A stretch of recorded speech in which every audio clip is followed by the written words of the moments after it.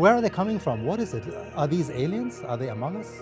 Well, in the old days, we relied on hearsay and eyewitness accounts. Somebody saw something in the sky, but now we have mountains of videotapes taken by United States Navy pilots.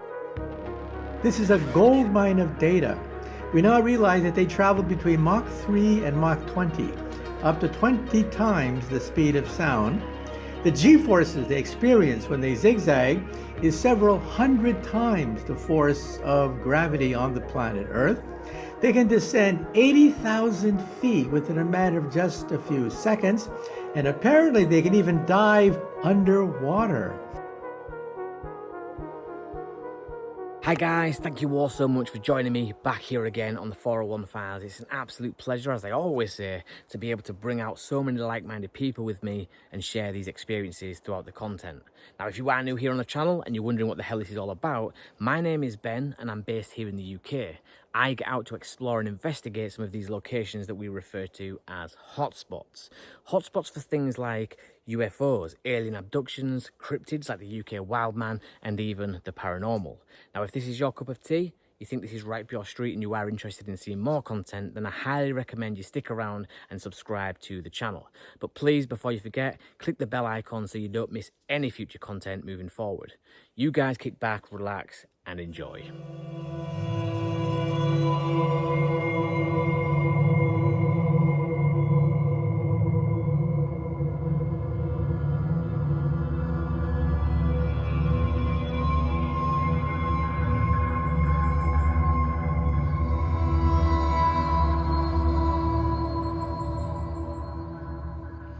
So I've just got back to the shelter, and the last time I was here, I'd hung up some coffee sachets inside this little carry bag. But as you can see, some things pulled it down and managed to eat every last grain of coffee. So yeah, I'm not sure what that was, whether it was a rat, mouse, squirrel, whatever it may be. I'm sure it had the time of its life fueled upon coffee. Do you know where a lot of my theories come from? Well, not comes from, but they come to me when I'm driving. I'm not sure if it's the same for you guys, but I seem to have this mass download of new ideas and theories whenever I'm driving. And one of the theories that I've recently had was this galactic war. You've heard me mention this a few times on the channel, but it's always interested me that there is a galactic war taking place right now out there in the vast expanse of space, and some species are for the humans and some species are against the humans. And then I started thinking about, like, when people are abducted by aliens, a lot of the times in these cases they talk about how their eggs were taken or sperm samples were taken, and you can see how this went down like a massive rabbit hole in my mind. And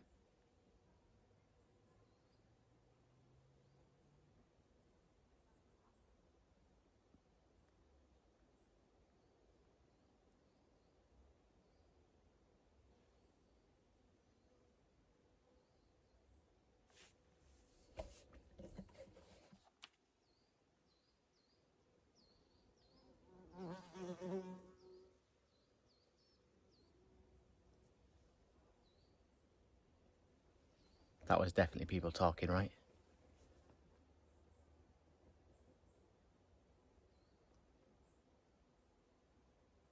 I'm hoping the camera picked that one up, because that definitely sounded like people talking. It was almost undeniable.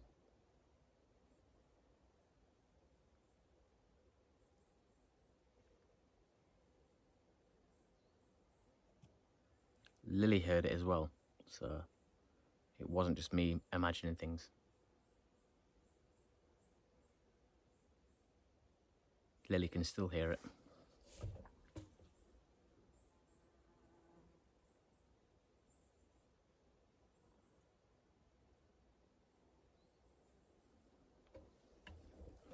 Anyway, I hope the camera picked that up, because that is something that I've mentioned before on this channel, is that people, it sounds like people talking in conversation. In fact, I've actually abandoned a few camps in the middle of the night because of what sounds like people talking. But anyway, I digress. What I was saying was, in the Arctic, we have this huge underground facility that harbors all the world's trees and fauna, like plants and seeds, anything like that gets put in this big vault in the Arctic. And this is real. This is not me making this up or theorizing. So what I was thinking is, what if it's the same for these extraterrestrials? What happens if, say, there's this mad race going on out there in the universe, and all these extraterrestrials that are a part of this war or this conflict, they're trying to collect up a database of the genetical makeup from all these different species that are around in the universe, humans being one of them, and they're stockpiling them just in case the worst should come. Like there is a huge disaster, they kill each other out, and there's no one left, they have to start again. Then they can dive back into their vaults. Oh look, we have humans here, let's bring them back. We have the greys here, let's bring them back. And we have the reptilians. Do you know what I mean? Who's to say that all these species aren't in a mad race to collect as much DNA as they can? It's kind of like a world, like a real life Pokemon. Gotta catch them all. And the side with the biggest army or the biggest DNA record is going to obviously be the winner, because we'll have abilities that say the greys don't have, and the greys will have abilities that say the reptilians don't have. So by having as many people on your side or in your database that you can just create at the press of a button, all honing different abilities and traits would be good. So yeah, I started thinking this. Weird, I know, but I thought about that. I thought, we collect every single seed from every tree and every plant that's here on Earth, and we lock it away in a vault in the Arctic. Should there ever be a disaster, we can hopefully one day restart again with the bank of seeds that we've got. And so I started thinking, with this galactic war, maybe that's what they're doing. Maybe they're in a mad rush, like I've said, to collect as much DNA from as many living organisms as possible that are out there in the universe, or galaxy, or solar system, whatever it may be. You guys let me know what you think. Am I going off the deep end here? Is that possible? Why would they do that? I don't know. But yeah, I love it. It's fascinating. So I've recently been in touch with some media outlets, some newspapers that are interested in some of the stuff that we get up to here on the channel, on the 401 Files. They're interested in the cases that are being sent through to me. They're interested in what kind of experiences that I've had personally. And so yeah, if you guys notice that the numbers here on the channel skyrocket, fingers crossed, I'm hoping they do, then that's possibly where they've come from, because I've been in contact with a few newspapers that said they will publish their articles in the next few weeks. Now, I'm hoping they don't make me out to be some kind of a crazy tinfoil hat wearing lunatic, as we've seen so many times before with the media. But I guess at this point, I'm past caring about that kind of stuff anyway. So when you've had a channel for so long, that's kind of the stuff that you learn to get over really quickly in the very early stages. So it shouldn't bother me too much if they do. In fact, I'm not really bothered. The only thing I am bothered about is the publicity, because hopefully the more numbers that we get here on the channel, the bigger the channel grows, the more that will give me freedom in the future, hopefully financially and with time, etc., to be able to get out and explore new places, new hotspots, and bring in new equipment as well to help strengthen the case or the investigation. So yeah, it can only be a good thing. I'm saying that now. Let's just see what they put out first, but fingers crossed, like I said, it will be quite good.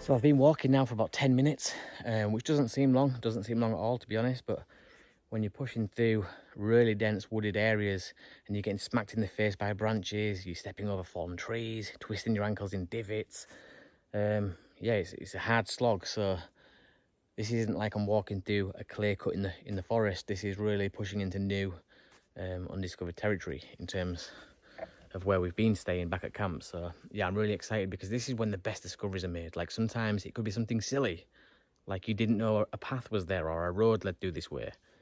I can't imagine that is the case in this area, but you never know. So it is always wise just to push further into the forest and scout about. It's quite creepy as well because everything you see and every step you take is new, and I love that.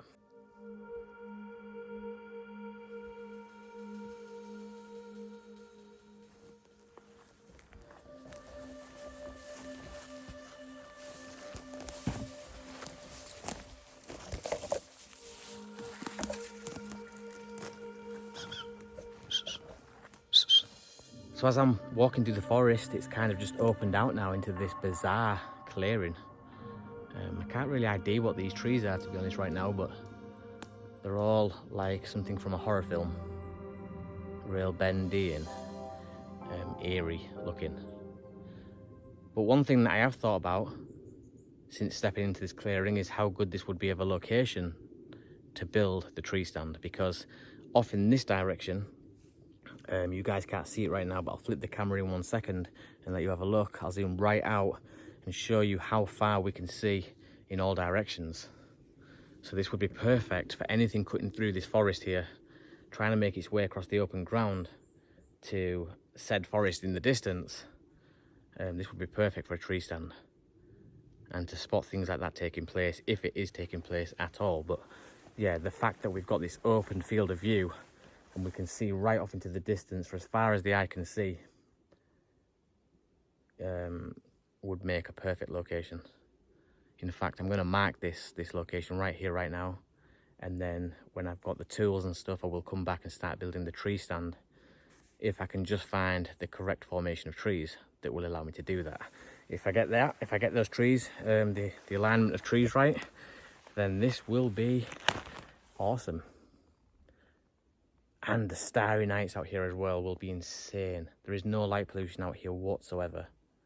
And like I said, there's nothing obstructing our path, our field of view from this point here right up into the horizon. It's just completely clear.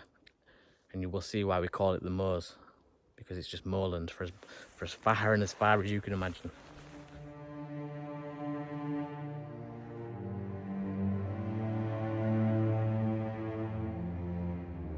There is no doubt in my mind that the people I once knew, or those who I grew up with, think I'm a bit mad for doing what I do. I'm okay with that. I'd probably think that I was a bit mad too, especially if I hadn't already had the experiences that I've had throughout my life. It's still quite strange to me how some people can live out their entire lives without ever so much as hearing a creaky floorboard, while others can have multiple experiences throughout their entire lives. I've always found this fact both equally frustrating and yet somehow still quite fascinating. It's almost like a phenomenon in itself. And is there a certain criteria, a certain type of person or set of characteristics that will enhance somebody's chances of seeing or experiencing strange phenomena? Throughout my years of investigating and talking with many different people who have experienced strange things, I would have to say no. These experiences can happen to anyone at any time, and in most cases with absolutely no warning signs whatsoever. There's only one common denominator that I've found to repeat itself, and that is that no matter who experiences the unexplained, their lives are never quite the same ever again.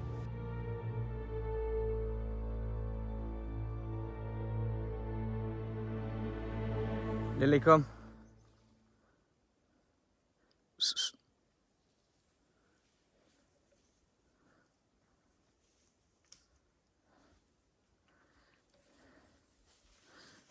Good girl. What's in your mouth?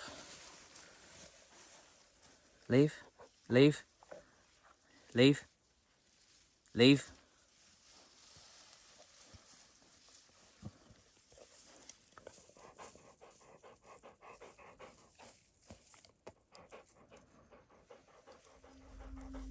What is that? If you ever get the opportunity to ask any researcher to be honest, he or she will tell you that what we do isn't glamorous. We spend a lot of our time in the field asking ourselves the same question: what the hell are we doing? And not because we secretly don't believe, but rather because we do believe, but secretly we know that this phenomena doesn't work to our timescale. In fact, for many of these different phenomena, life and consciousness create the reality around them. And in essence, time for them does not exist in the same sense that we humans experience time here on Earth.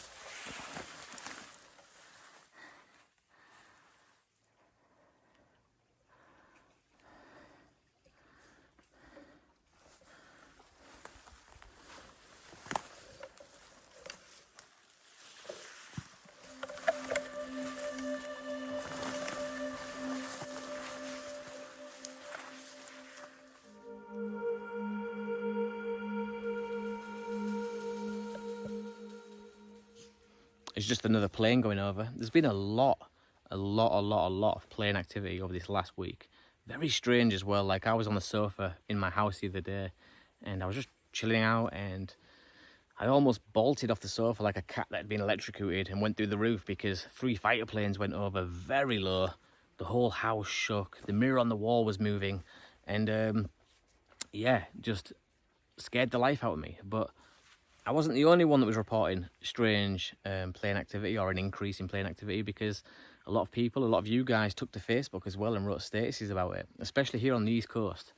People were mapping some of these planes and their routes, and to the naked eye, to the untrained eye, it just didn't make sense. But I suppose if you are a flight radar operator or something like that, you might be able to clear this up. But I'll attach a picture anyway now, because someone did post something very interesting. The flight pattern just looked very off. It didn't look normal whatsoever. And again, you've got to add to that these planes were being tracked in hotspots like Bempton Cliffs and Flamborough Head. Just seemed a hell of a lot of plane activity. That's all I'm saying over this last week. Anyway, I wanted to touch on something really quickly. These bugs are eating me alive, so I will make it quick. But something that gets put forward to me quite a lot, especially in this line of work with the strange phenomena, etc., people that have an interest in this field, they'll always ask me this question. And I'm sure it's coming from a good place. I'm sure that they're not trying to insinuate that I'm a fraudster or I'm faking anything, or at least I hope not. But I'll clear it up as best I can. People will often say to me things like, yeah, but Ben, isn't it a bit suspicious that, you know, you talk about these things and then you go out there with your camera on the North Yorkshire moors and you're able to capture some of these things that you're talking about? And I understand where they're coming from. That might seem suspicious. It might seem like a chance in a million. But it's a numbers game. Look at the amount of time that I spend out here in a month, from month to month. I spend a hell of a lot of my personal time out here, camera in hand, and the camera is turned on a lot of that time. So yeah, if we go off that old saying of in the right place at the right time, given that this is an area full of reports, I'm assuming that it's the right place. And given the fact that I spend a lot of my personal time here, I'm assuming that I'm in the right place. So if anything is going to happen, I'm in the right place at the right time, and I've got my camera recording pretty much consistently the whole time I'm here. So yeah, I am probably more likely to capture something than somebody who goes out hardly at all. If you're going out once a month, it's not enough. If you're going out twice a month, it's not enough. If you're going out 1 week in a month, it's still not enough. And even if you are going out every day of that month, if you've only got your camera turned on for 2 minutes at a time, every other hour, that's still not enough. You need to be going through a hell of a lot of footage, recording continually, and you know, I've got other things going on in the background as well that you guys don't see, like I wear my GoPro quite a lot. I've got a backup camera, and these things are always on the go. So yeah, like I've said, right place, right time. I've ticked both of those boxes. If something's going to happen, I do stand a very good chance of capturing it.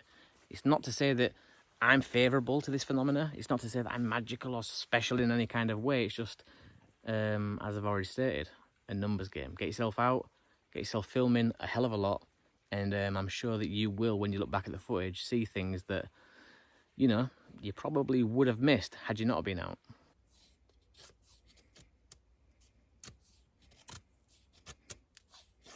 So I recently got together again with Justin from Mountain Beast Mysteries, and we did one of our theory dumps for about an hour, where we just come up with tons of weird and wacky theories.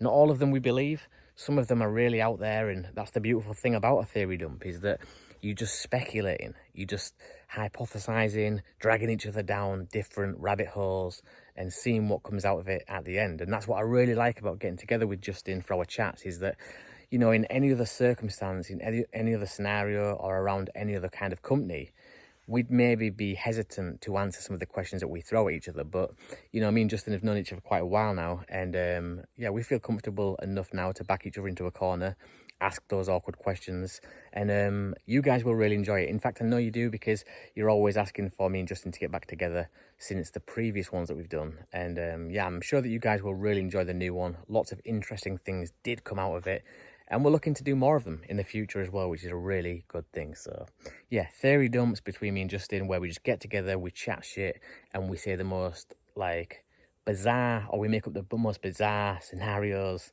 and theories that we can possibly imagine. Because who knows, maybe in some of these crazy, weird and wacky things that we say, we're touching on very close to the truth. We just don't know, do we? So that's why we do it. I'm sorry the content's been a bit slow lately. I've recently just got over tonsillitis. That was a nightmare. My throat was all inflamed. I had nasty white spots on the back of my tonsils. And yeah, my fever was just through the roof. Like, I woke up one night and the bed was just soaked because I'd been sweating that much. My temperature was sky high, but I'm on the mend now. I'm through the worst of it, and the videos will continue. So hopefully you guys that have been worried about where the videos are going and if they're still coming, they are still coming. They will always still be coming as long as I've got air in my lungs. Yeah, so that's what's been happening, guys. I've been pretty much cooped up in the house, suffering with tonsillitis. Boo-hoo. I think the military has now admitted that they might be extraterrestrial. It didn't say so, but it left open the possibility. Isn't that astonishing for them to say it might be extraterrestrial, especially for a scientist like you, to hear something like that? And what I find quite astonishing is, okay, the fact does exist. Are they hostile or not? I mean, we're talking about decades of these sightings, and these things have been going on. Until now, nobody's been attacked, nothing has been zapped. But they're there. Does it bother you? Does it worry you? So I would think that if they really are extraterrestrial, and I don't know, I certainly don't know for sure, but there's a probability that they've been observing us for many decades, not just recently, but for many decades into the past. These videotapes, some of them are pretty old, and they probably find us as curious, and they're probably interested in us, but probably not much more than that.